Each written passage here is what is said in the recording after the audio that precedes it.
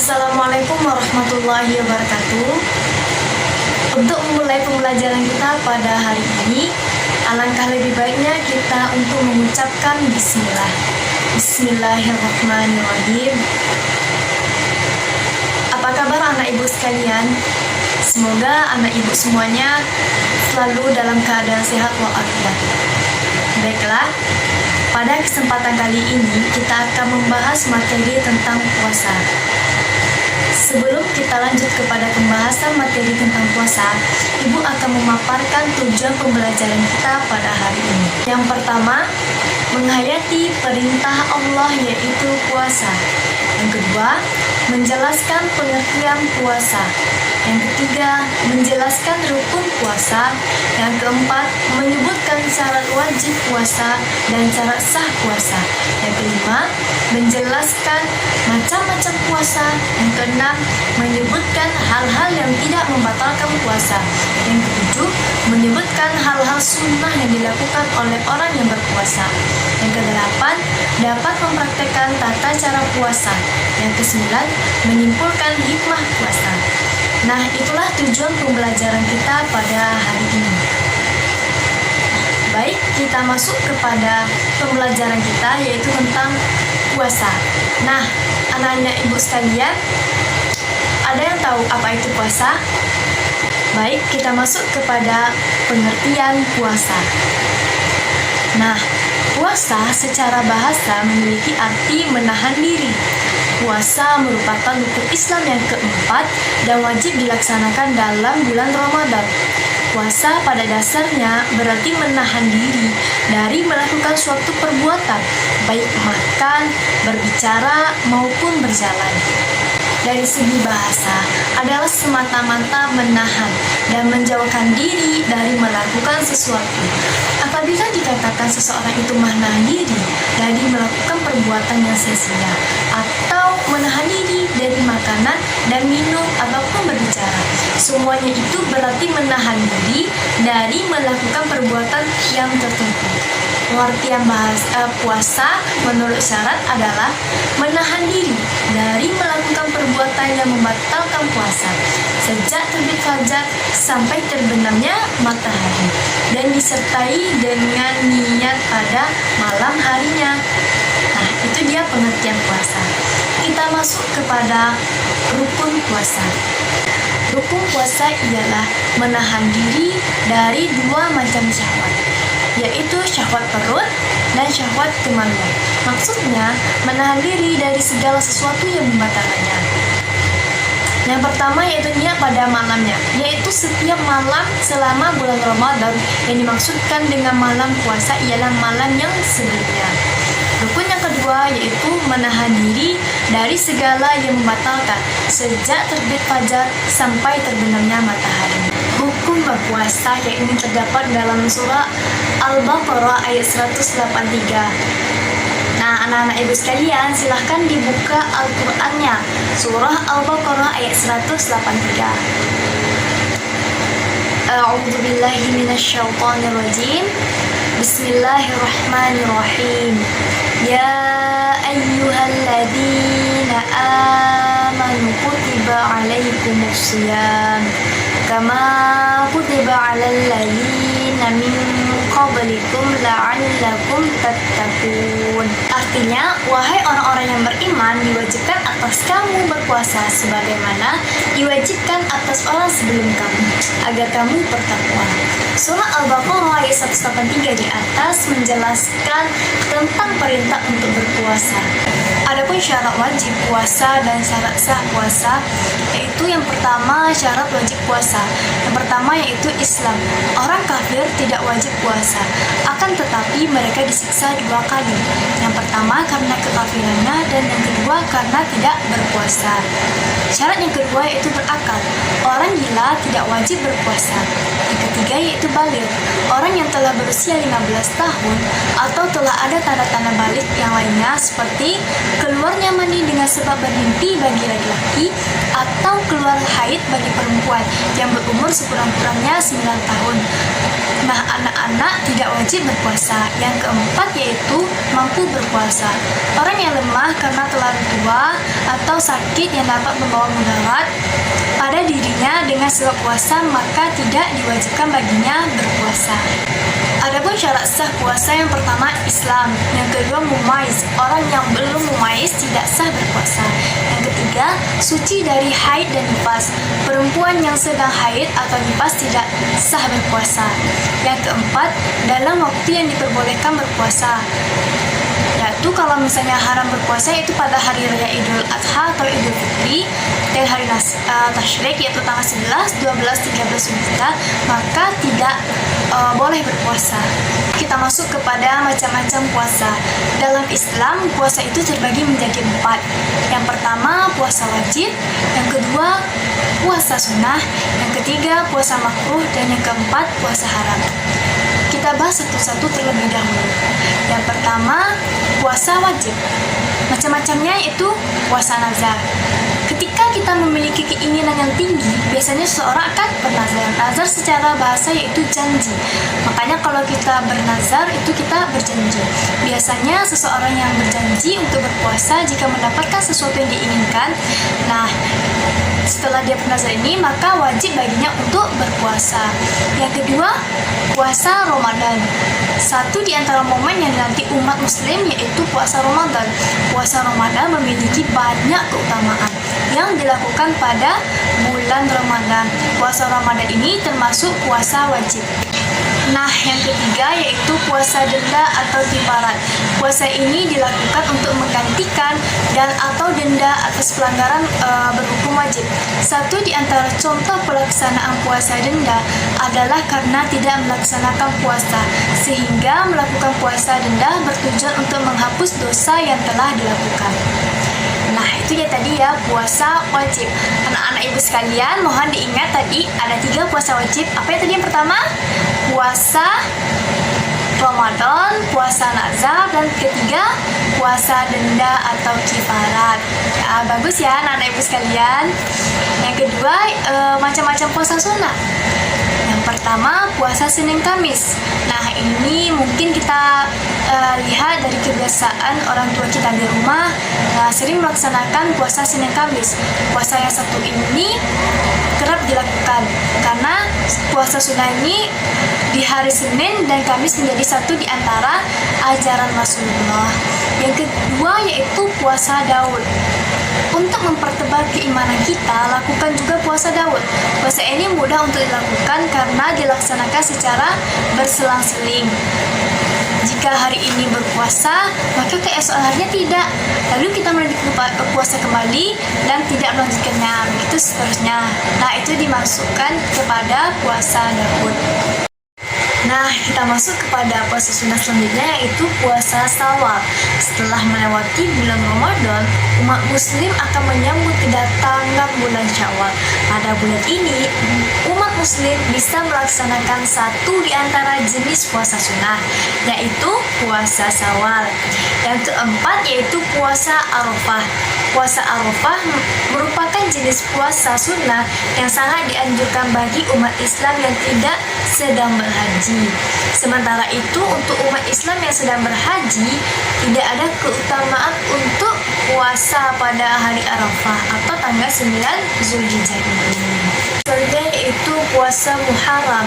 Seperti namanya, puasa sunnah ini dilakukan saat bulan Muharram. Pada Muharram biasanya dilakukan pada tanggal 10 atau dikenal juga dengan nama puasa Asyura. Puasa Muharram memiliki keutamaan yang istimewa, yakni merupakan sebaik-baiknya puasa sunnah, dapat menghapus dosa setahun yang lalu dan mendapatkan pahala dari Allah Subhanahu wa Ta'ala. Selanjutnya yaitu puasa awal Zulhijjah. Puasa awal Zulhijjah ini dilakukan pada tanggal 1 sampai 7 Zulhijjah setiap tahunnya, atau pada ada yang mengerjakannya hingga 10 hari berturut-turut. Selanjutnya yaitu puasa Asyura. Di dalam bulan Muharram terdapat hari istimewa yaitu hari Asyura. yang selalu diperingati pada tanggal 10 Muharram, mendapatkan pengampunan dosa 1 tahun yang lalu, menjadi satu di antara keistimewaan pada puasa Asyura ini. Baiklah, selanjutnya yaitu puasa makruh. Jika kita berpuasa pada hari Jumat atau selalu dengan tujuan untuk disengaja atau dikhususkan, maka hukum itu makruh, kecuali kita bermaksud atau ingin mengganti puasa Ramadan, puasa kifarat, atau puasa karena nazar. Namun jika misalnya kita mengkhususkan pada hari Jumat, maka hukumnya adalah makruh. Yang terakhir yaitu puasa haram. Puasa haram yaitu puasa yang jika dikerjakan mendapat dosa, dan jika ditinggalkan berpahala. Nah, contohnya puasa haram yaitu puasa Idul Fitri yang jatuh pada tanggal 1 Syawal. Selanjutnya puasa Idul Adha yang jatuh pada tanggal 10 Zulhijjah.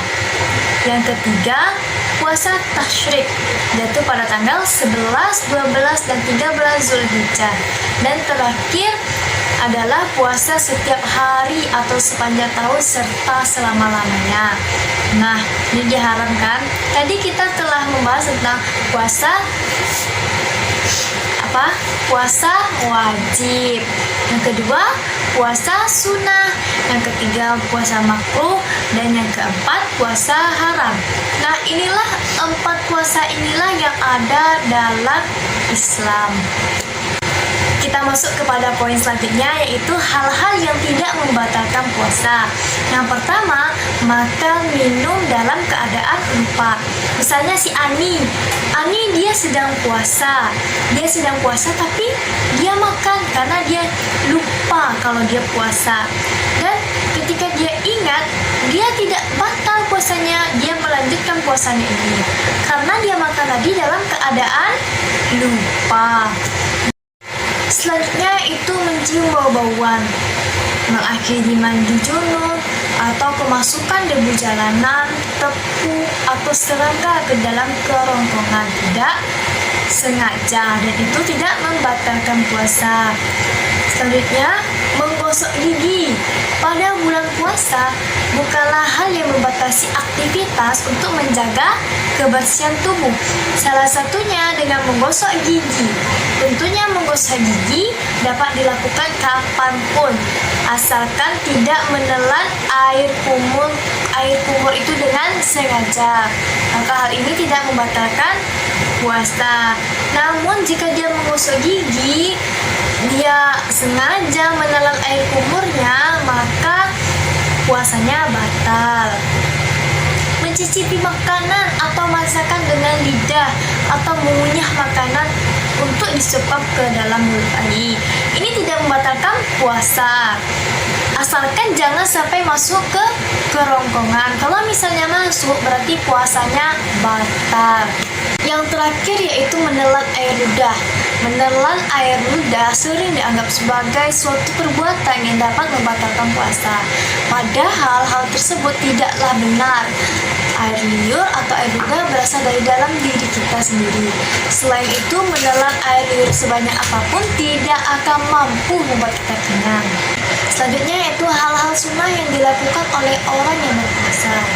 Di antara masalah yang sunnah hukumnya yang dilakukan oleh orang yang berpuasa, yang pertama, sunnah berbuka puasa sebelum melaksanakan sholat maghrib agar terpenuhi keinginan untuk makan. Jika sholat dikerjakan pada lebih dahulu, mungkin akan mengganggu kekhusyukan kita. Dengan demikian, jika makanan sudah dihidangkan dan waktu sholat maghrib sudah masuk, maka kita dahulukan makan daripada sholat.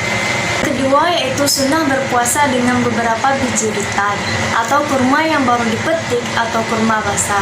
Kalau tidak ada kurma atau rutab, berbukalah dengan beberapa biji tamar atau kurma kering.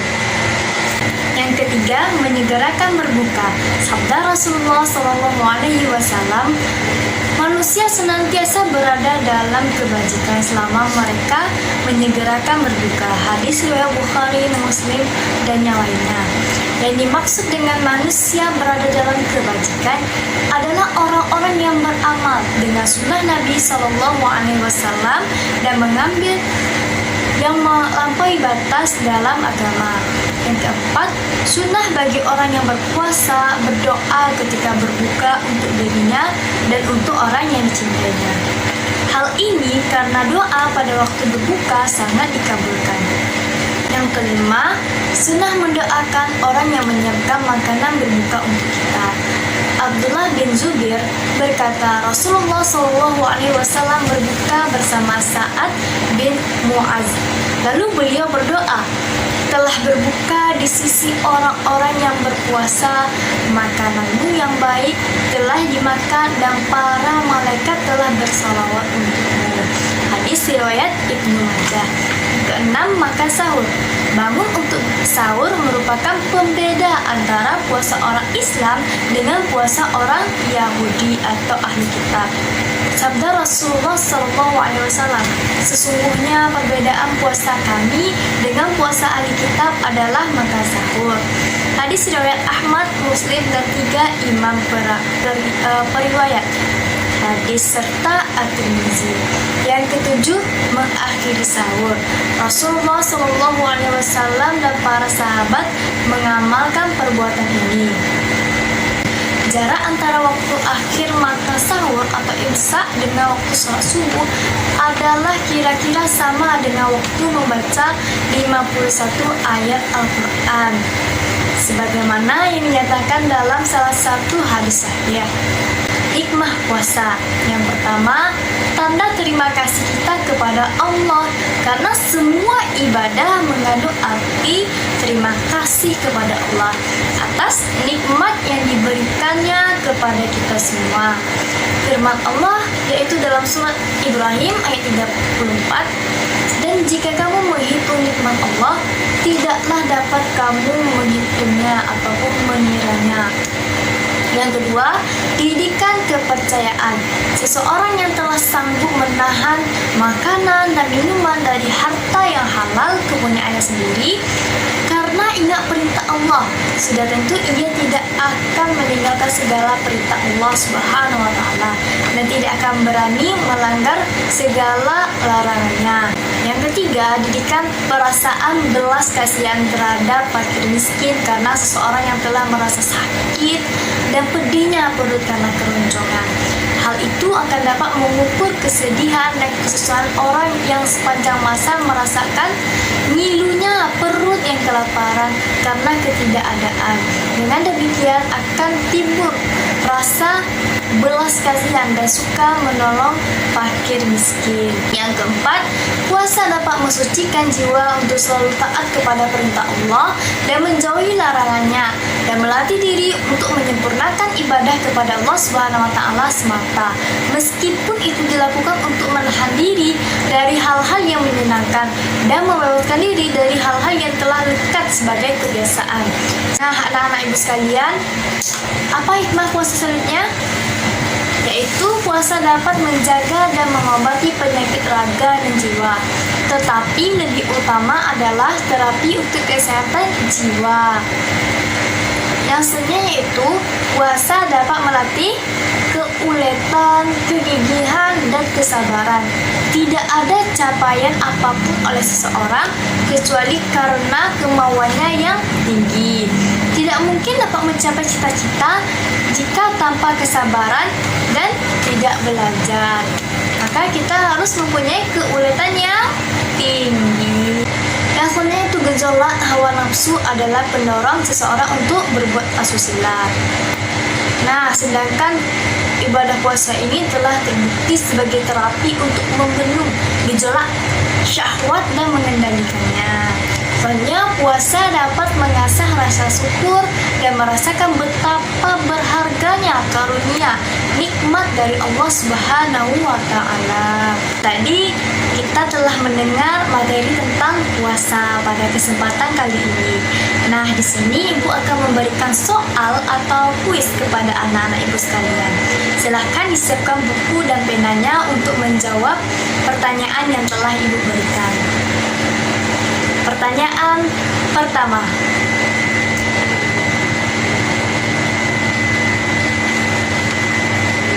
Stop, waktu habis, jangan ada yang cetak lagi. Pertanyaan kedua. Stop, waktu habis. Pertanyaan ketiga. Stop, waktu habis. Pertanyaan keempat. Stop, waktu habis. Pertanyaan kelima.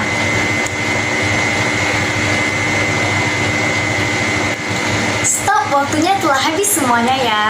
Jangan ada yang diubah. Nah, silahkan dicocokkan dengan kunci jawaban yang telah Ibu berikan ini. Nah, silahkan dihitung ya, benar berapa, salah berapa. Nah, jika telah selesai benar berapa, salah berapa, silahkan jawabannya ditulis di kolom komentar ini ya. Nah, silahkan anak-anak Ibu sekalian untuk mengerjakannya, dan Ibu tunggu jawabannya di kolom komentar. Sekian pembelajaran Ibu pada hari ini. Kita tutup dengan mengucapkan Alhamdulillah. Alhamdulillahirrabbilalamin. Sampai jumpa pada pertemuan selanjutnya, yaitu materi tentang zakat. Assalamualaikum warahmatullahi wabarakatuh.